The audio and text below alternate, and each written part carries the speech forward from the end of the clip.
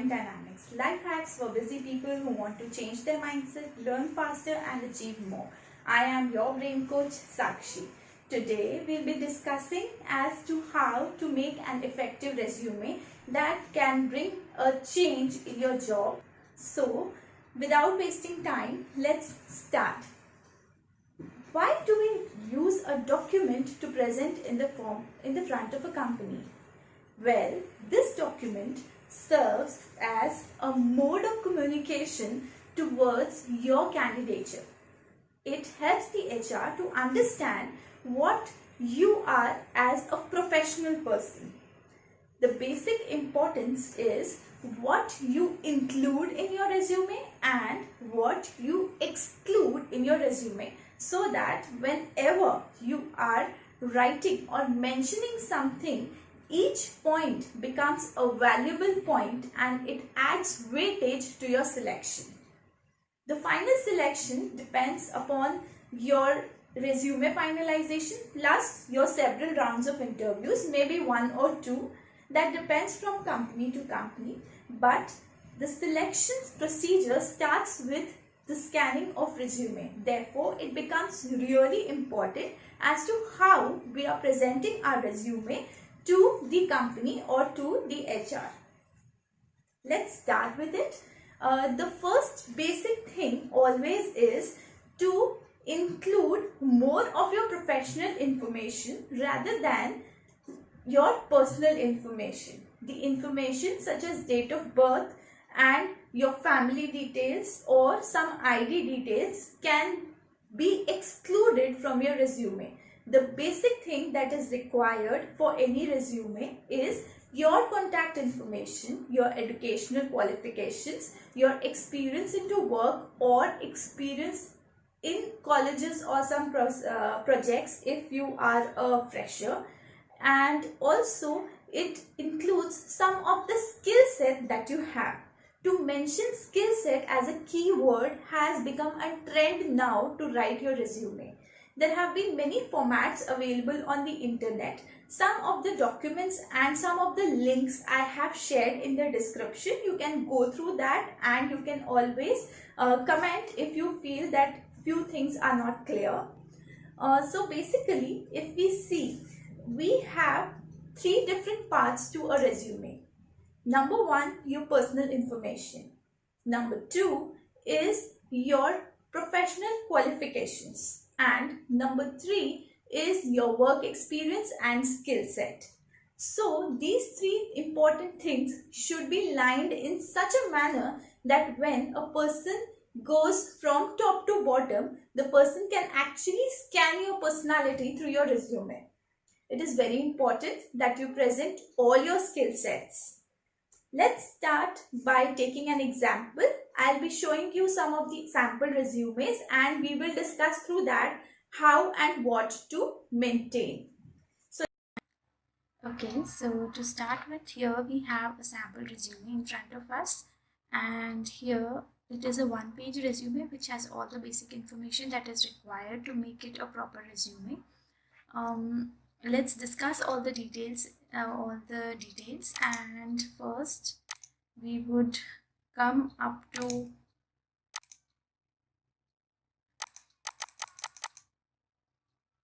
okay, so let's start from the top, and here we have a corner dedicated to a photograph. The photograph nowadays seems to be important because like people remember faces, and whenever some person from a company talks to you, maybe they might not remember what they had a talk 1 month back, but they might remember your face and they might then recollect again in case they have a good vacancy again. And then we have the information such as name and your profession zone, wherein you can mention whatever your profession is, whether it is wealth management, it is human resources, it is web development, whether it is app development. So you can write just the keywords which profession do you belong to.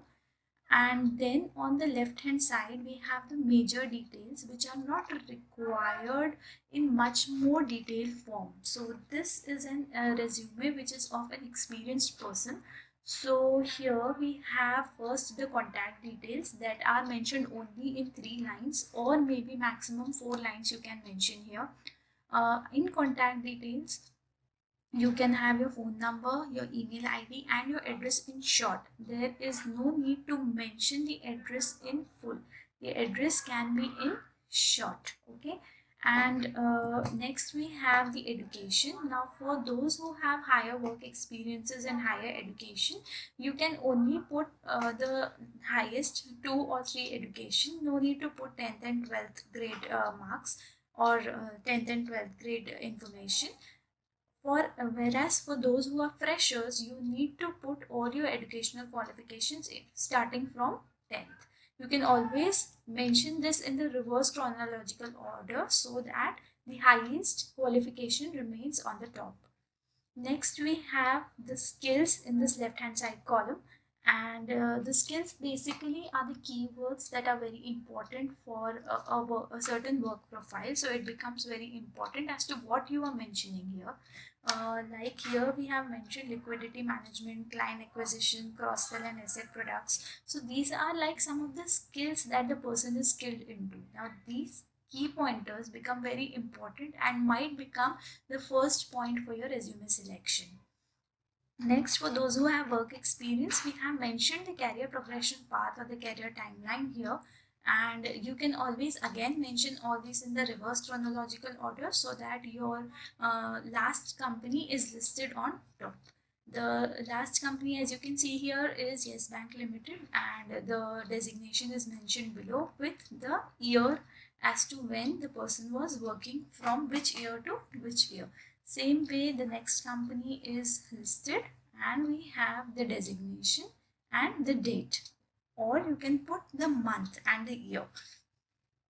To make it more attractive and to help the HR remember the companies that you have worked in, or to give a good glance to your resume, we have added the small captions of the companies where they have worked, or a small logo form of the company where they have worked, so that it becomes more presentable and it also gives a good visual look to the resume. Your resume stands out different from others. You can also uh, remove these, and it can also include only the written format if you wish to. Next, we have the work summary. Now, since you have already mentioned in all the companies that you have worked, you need to tell someone as to what you have done in those companies. So instead of making like enlisting the work profile in every company, we have made a common summary as to in the past 5 or 6 years what the certain person has done. And the same whole work summary can be enlisted in 5 to 10 lines, not more than that. Next, we can also add on weightage to our thing. Whenever, if you have done some personal work, or if you have some personal way of contact, those things can be listed here in the contact section.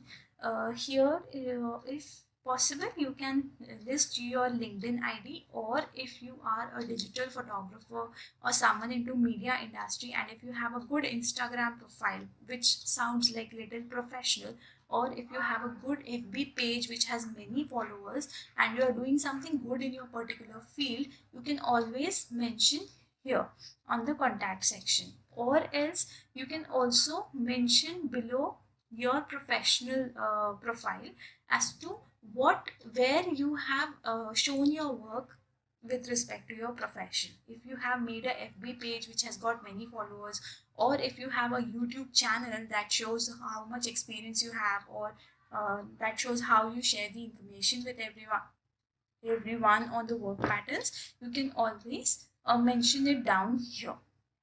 Okay, now just to show you another design, we have uh, another format that again is a basic format. We have the name, the professional profile, the photograph, then we have the personal profile as to like what the person is. Now your resume always gives two kind of information. One is fact and the other is information.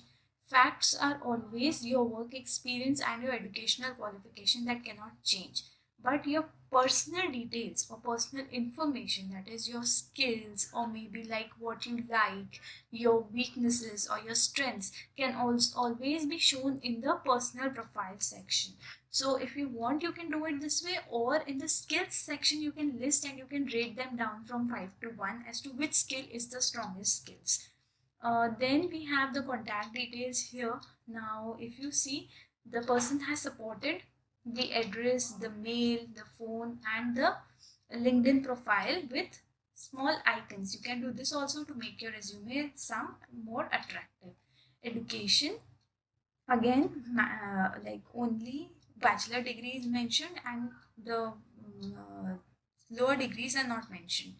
Then we have the skills on the right hand side, the work experience, and here the resume ends. So now if you see here also, there is a lot of space that is left, but still the resume seems to be complete. So this is very important as to how you are presenting your resume.